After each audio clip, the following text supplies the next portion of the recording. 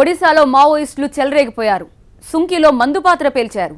ఈ పేలుళ్లలో 8 మంది Odisha state armed పోలీసులు మృతి చెందారు. నిన్న రాత్రి 7 మృతదేహాలు లభించగా ఈ ఉదయం మరో మృతదేహం లభించింది. జరిగిన ఎన్కౌంటర్ కు ప్రతీకారంగానే మావోయిస్టులు ఈ దాడికి పాల్పడ్డట్టు తెలుస్తోంది.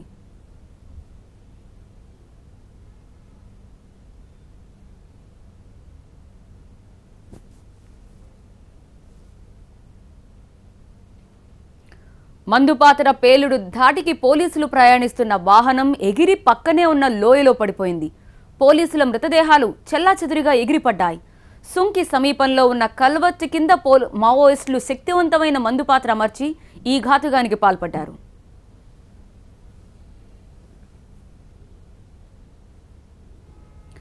సాలూరు జైపూర్ మధ్య 26వ జాతీయ రహదారిపై సుంకి కల్వర్ట్ దగ్గర మొదట రెక్కీ నిర్వహించి ఆ తర్వాత ప్లాన్ను మావోయిస్టులు అమలు చేసినట్టు తెలుస్తోంది. మందుపాత్ర పేలుడిని పగడ్బందీగా అమలు పరిచారు మావోయిస్టులు. కల్వర్ట్ కింద పేలుడు పదార్థాలని అమర్చి పోలీసుల వాహనం రాగానే పేల్చివేశారు. పేలుడు తర్వాత కల్వర్ట్ దగ్గర భారీ గొయ్యి ఏర్పడింది. పేలుడు ధాటికి పోలీసుల మృతదేహాలు ఎక్కడికక్కడ చెల్లాచెదురుగా పడిపోయాయి. మందుపాత్ర పేలుడుతో ఆ ప్రాంతమంతా భీకరంగా మారిపోయింది. పేలుడుతో రోడ్డు మొత్తం గొయ్యి ఏర్పడింది.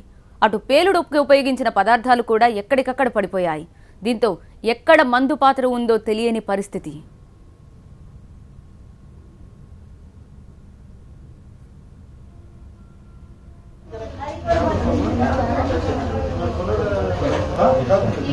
कितने लोग जा रहे थे गाड़ी में? पूरे 13 लोग थे। गाड़ी बगल में गया भैया। हेलो, गाड़ी कहाँ गिर गया? 1 मिनट बोलिए बोलिए बोलिए।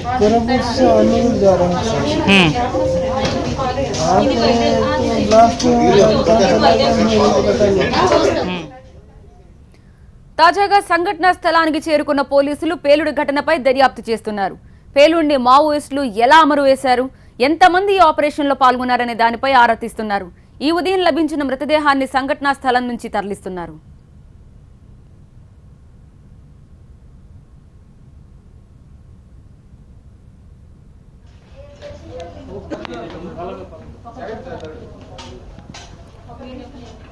ఒడిశాలో మావోయిస్టులు చెలరేగిపోయారు. సుంకిలో మందుపాత్ర పేల్చారు. ఈ పేలుళ్లలో 8 మంది ఒడిశా స్టేట్ ఆర్మ్డ్ పోలీసులు మృతి చెందారు. నిన్న రాత్రి 7 మృతదేహాలు లభించగా ఈ ఉదయం మరో మృతదేహం లభించింది.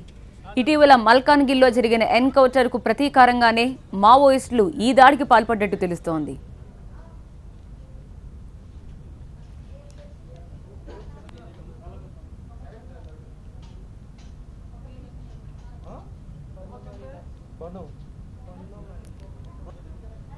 ఈ ఘటనపై తాజా పరిస్థితి మా ప్రతినిధి శ్రీనివాస్ అందిస్తారు. ఓటు శ్రీనివాస్.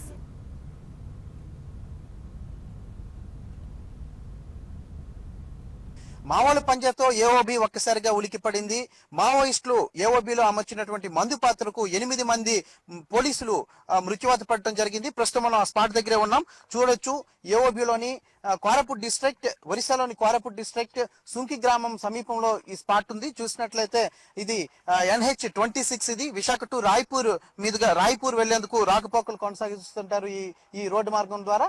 చూసినట్లయితే మొత్తం కూడా ఇది ఒక ఘాట్ రోడ్డు. ఈ ఘాట్ రోడ్ నే అదునుగా ఈ ఘాట్ రోడ్ నే కేంద్రంగా చేసుకొని మావోలు ఒకసారిగా రెచ్చిపోయారు. ఇక్కడ సుంకి గ్రామానికి సమీపంలో ఉన్నటువంటి కల్వర్ట్ దగ్గర మందుపాత్రను అమర్చడం జరిగింది. ఈ పోలీస్ వాహనం నిన్న సాయంత్రం కోరాపుట్ డిస్ట్రిక్ట్ హెడ్ క్వార్టర్ నుంచి శిక్షణ నిమిత్తం వాళ్ళు కటక్కి వెళ్తున్నారు. డ్రైవర్ సహా 13 మంది పోలీసులు అందులో ఉన్నారు. ఆ పోలీస్ వాహనం నిన్న కటక్ వెళ్తున్నటువంటి క్రమంలోనే కరెక్ట్ గా ఈ కల్వర్ట్ దగ్గరికి వచ్చేసరికి ఒక్కసారిగా మందుపాత్రను బ్లాస్ట్ చేయడం జరిగింది మావోయిస్టులు. దీంతో 70 అడుగుల మేర బస్సు పోలీసుల వాహనం ఎగిరిపడింది. చూడొచ్చు, ఇప్పుడు ప్రస్తుతం మనకి మెటల్ డిటెక్టర్స్ తో కూడా పోలీసులు తనిఖీ చేస్తున్నారు. భారీగా స్పాట్ కి పోలీస్ బలగాలు చేరుకున్నాయి. ఇంకా ఏమైనా మందు పాత్రలు దగ్గరలో అమర్చారేమో అని చెప్పి వాళ్ళంతా కూడా పరిశీలిస్తున్నారు. ఎందుకంటే మావోయిస్టులు గతంలో చూసుకున్నట్లయితే ఒక దగ్గర ఒక దుర్ఘటన, ఒక మందు పాత్రను పేల్చారు అంటే తిరిగి అక్కడికి పోలీసులు చేరుకుంటారు.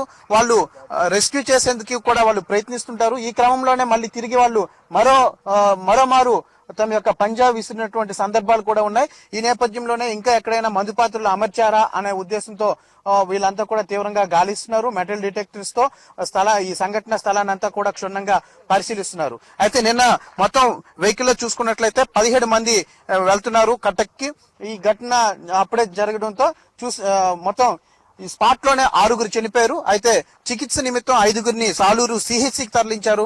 అక్కడ ఇంకో వ్యక్తి చనిపోవడం జరిగింది. మొత్తం చూసినట్లయితే 7గురు నిన్నటికి చనిపోయారు. అయితే ఒక వ్యక్తి మాత్రం కానీ ఆచూకీ లభించలేదు. ఈ రోజు ఉదయాన్నే చూసినట్లయితే అక్కడ ఒక మృతదేహం ఉంది. ఈ రోజు ఉదయాన్న ఈ తుప్పల్లో ఆ మృతదేహం దొరికింది. ఆ వ్యక్తి గురించి రాత్రి నుంచి కూడా గాలింపు చర్యలు చేశారు. చివరకు అతను ఏమైనా గాయాలతో ఎక్కడైనా పడున్నారా అనే ఉద్దేశంతో మొత్తంగా వెతికినప్పటికీ కూడా ఈ రోజు ఉదయాన్న అతన్ని చనిపోయినట్లుగా గుర్తించారు. ఆ మృతదేహాన్ని కూడా ఇప్పుడు కోరాపుట్టు హాస్పిటల్ కి పోస్ట్ మార్టం నిమిత్తం తరలిస్తున్నారు. ఇక చూసినట్లయితే కల్వర్ట్ ఇక్కడ చూడొచ్చు. ఈ కొండపైన ఉన్నటువంటి వాటర్ అంతా కూడా నాకు ఎడం వైపున ఉన్నటువంటి పెద్ద లోయ ఉంది. ఈ లోయలోకి వర్షపు నీరంతా కూడా వెళ్ళిపోతుంటుంటది. ఈ క్రమంలోనే ఈ కల్వర్ట్ గుండానే ఈ వాటర్ వెళ్ళిపోతుంటది. ఈ క్రమంలోనే ఇక్కడ కల్వర్ట్ ని ఏర్పాటు చేయడం జరిగింది. అయితే కల్వర్ట్ దగ్గర చూసినట్లయితే ఒక్కసారిగా చాలా భారీ గుంట ఏర్పడింది మందుపాత్ర పేలుల నేపథ్యంలో. మొత్తంగా ఇందులో 6గురు స్పాట్ లోనే డెత్ అయ్యారు. అదేవిధంగా 5గురు క్షతగాత్రులు ఇక్కడ తీవ్రంగా గాయపడడం జరిగింది. అయితే క్షతగాత్రుల్ని వెంటనే సాలూరు సిహెచ్సికి తరలించడం జరిగింది. అక్కడ ప్రథమ చికిత్స అనంతరం పరిస్థితి విషమంగా ఉండటంతో వాళ్ళని విశాఖలోని ప్రైవేట్ హాస్పిటల్ కి మెరుగైన వైద్యం కోసం తరలించడం జరిగింది. చూసినట్లయితే కేంద్ర బలగాలు రాష్ట్ర పోలీసులు కూడా భారీగా చేరుకున్నారు ఘటనా స్థలానికి. ఇంకోవైపు అటు కూంబింగ్ ని కూడా తీవ్రతరం చేశారు.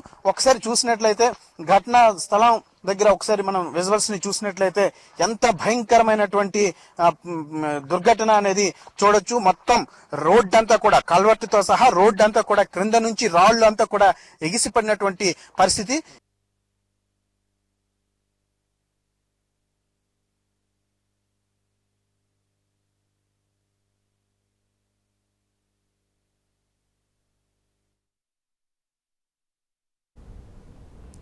మందుపాతర పేలుడు ధాటికి పోలీసులు ప్రయాణిస్తున్న వాహనం ఎగిరి పక్కనే ఉన్న లోయలో పడిపోయింది. పోలీసుల మృతదేహాలు చెల్లాచెదరుగా పడిపడ్డాయి. సుంకి సమీపంలో ఉన్న కల్వర్ట్ కింద మావోయిస్టులు శక్తివంతమైన మందుపాత్ర అమర్చి ఈ ఘాతుకానికి పాల్పడ్డారు.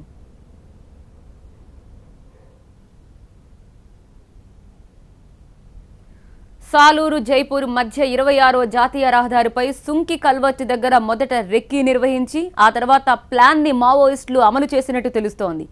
మందుపాత్ర పేలుడిని పగడ్బందీగా అమలు పరిచారు మావోయిస్టులు. కల్వర్ట్ కింద పేలుడు పదార్థాలని అమర్చి పోలీసుల వాహనం రాగానే పేల్చివేశారు. పేలుడు తర్వాత కల్వర్ట్ దగ్గర భారీ గుంత ఏర్పడింది.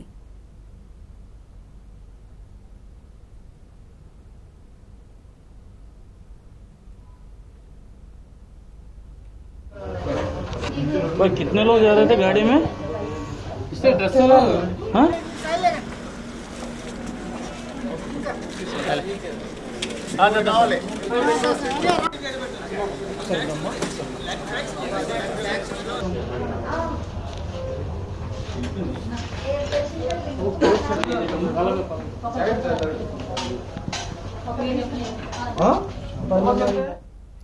పేలుడు ధాటికి పోలీసుల మృతదేహాలు ఎక్కడికక్కడ చెల్లాచెదురుగా పడిపోయాయి. మందుపాత్ర పేలుడుతో ఆ ప్రాంతమంతా భీకరంగా మారిపోయింది. పేలుడుతో రోడ్డు మొత్తం గొయ్యి ఏర్పడింది. అటు పేలుడుకు ఉపయోగించిన పదార్థాలు కూడా ఎక్కడికక్కడ పడిపోయాయి. దీంతో ఎక్కడ మందుపాత్ర ఉందో అనే విషయం ఇప్పటికీ ఎవరికీ తెలియట్లేదు.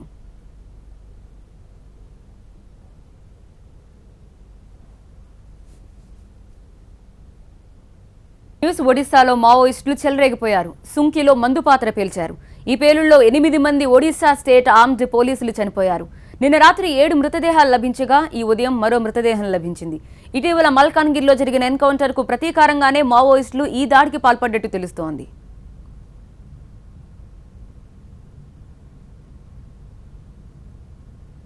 మందుపాత్ర పేలుడు ధాటికి పోలీసులు ప్రయాణిస్తున్న వాహనం ఎగిరి పక్కనే ఉన్న లోయలో పడిపోయింది. పోలీసుల మృతదేహాలు చెల్లాచెదురుగా పడిపడ్డాయి. సుంకి సమీపంలో ఉన్న కల్వర్ట్ కింద మావోయిస్టులు శక్తివంతమైన మందుపాత్ర అమర్చి ఈ ఘాతుకానికి పాల్పడ్డారు. సాలూరు జైపూర్ మధ్య 26వ జాతీయ రహదారిపై సుంకి కల్వర్ట్ దగ్గర మొదట రెక్కీ నిర్వహించి ఆ తర్వాత ప్లాన్ ని మావోయిస్టులు అమలు చేసినట్టు తెలుస్తోంది. మందుపాత్ర పేలుడిని పగడ్బందీగా అమలుపరిచారు మావోయిస్టులు. కల్వర్చి కింద పేలుడు పదార్థాలని అమర్చి పోలీసుల వాహనం రాగానే పేల్చేశారు. పేలుడు తర్వాత కల్వర్ట్ దగ్గర భారీ గొయ్యి ఏర్పడింది.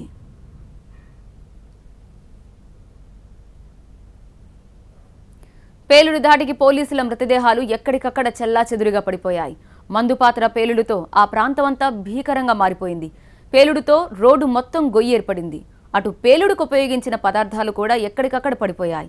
దీంతో ఎక్కడ మందుపాత్ర ఉందో తెలియని పరిస్థితి ఏర్పడింది.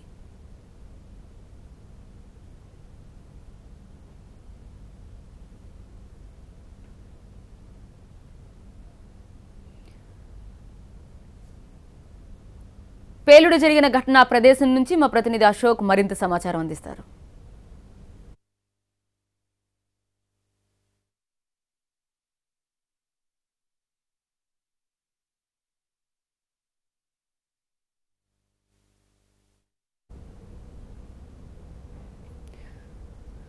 మా ప్రతినిధి నుంచి వివరాలు తెలుసుకునే ముందు ఒకసారి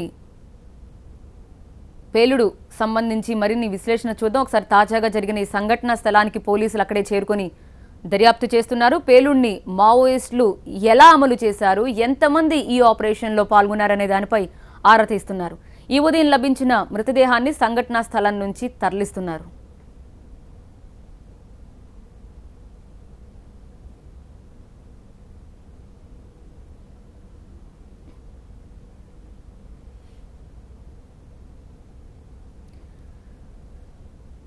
మనం చూస్తున్నాం పేలుడు జరిగిన ప్రదేశం మొత్తం ఒక రోడ్డు మొత్తం ఎంత భారీగా గొయ్యి ఏర్పడిందో చూస్తున్నాం. ఇది ఒక కల్వర్ట్.